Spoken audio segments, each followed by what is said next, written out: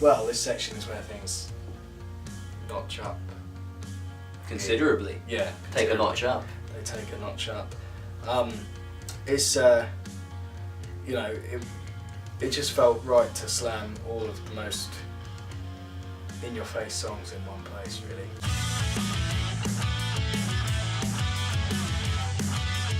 It's like a, you know, a slice of thin Lizzy. You got a tiny peppering of Green Day in there. Little Susan, Green Day. Little Susan of Green Day. Yeah, and then just a whole lot of pop.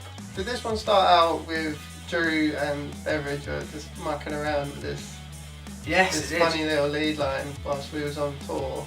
The main riff you started to play almost to annoy everyone. Yeah. Because the main riff of the verse is slightly out of time. Yeah. And you just did it every day for a tour.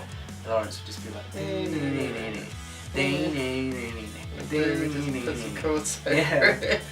And they basically took that and made a song. And then the chorus was a case of just sitting together on the piano and basically come out with loads of tunes and then thinking, nah, that doesn't work, and then plinking the simplest tune out on the piano, and that was the one that worked. It's horrible because I think we were literally next to each other and it's just ding ding ding ding ding ding ding ding ding. I thought, that's awful. Chorus is big and upbeat.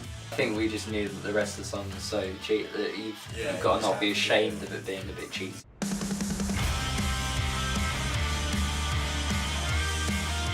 Neon in the dance halls. Ooh.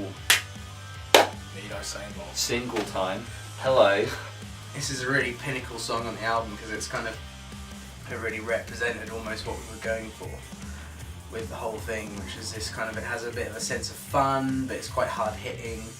It's quite poppy because it's just the whole thing, is the chorus melody and the verse melody, but all quite catchy. But then it's got a pretty big arse incongruous riff in the middle, which is just this weird sort of, I don't know how to describe it really. Pseudo mariachi, like metal riff in the middle of it. Like that was quite a Spanish guitar goes metal. It's very theatrical, I think, as well. So it's got like, I'd say that's kind of one of the reasons we got Will in on it. And then the outro, Will had a big part in it. Yeah. Which you can tell. Yeah, you can definitely hear. I think this is the most, other than the electronic edge, actually compositionally, and actually the sound of tune is definitely very Will control. I think it was one of his favourites from the start anyway, so it appealed to him anyway, and then we just went with it at the end. We literally kind of, we seriously Will controlled it out. We did, and it is banging.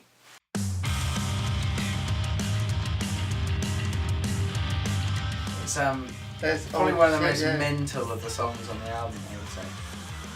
It's got, again, a couple of ridiculous riffs in it, but it just it doesn't let up. It lets up slightly. There's no breathing room. Yeah. And that's what it's like to play as well. Literally, I think every single one of us are like dying. Kind of has, it's a weird kind of pseudo 12-bar blues middle eight, but with a kind of, for some reason it really reminds me of like Plugged Baby sort of Muse kind of. It's like this really twisty riff that's bizarre to play live because it just kind of noodles along at his own pace. Lawrence sums it up well with his headless chicken dance he does. There's like a, in the middle, like the sort of bridge riff.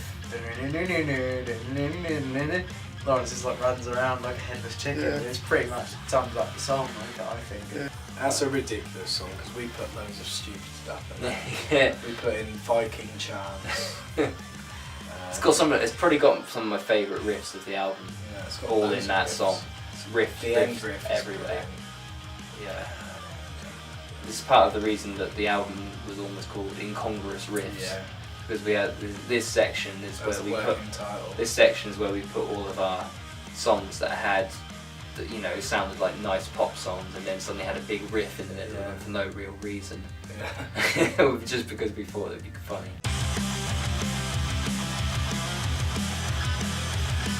This is actually quite an old song. He wrote Drew wrote before our first album, but then was heavily changed by all of us when we kind of got around to rearranging it for the second. It went through a massive reinvention over the course of the album. Firstly, when we picked it up again, and basically, as just said, most of these lyrics are crap. We kept the chorus, that was it. Yeah. And we kept bits of the tune. You didn't want to keep the chorus.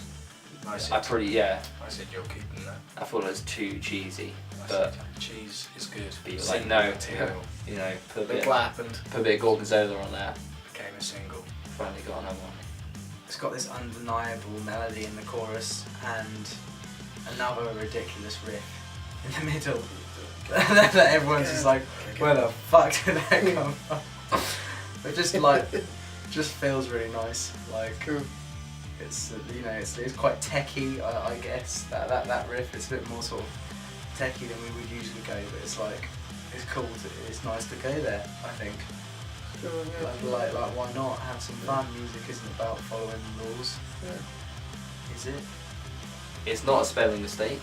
This is actually in tribute. It's not about, but it's in tribute to one of your favourite daughters. Yeah, one of America's greatest exports. Yeah. The fantastic sitcom Arrested Development. It's in tribute to one maybe Funke, daughter of famous anal rapist Dr. Tobias Funke, and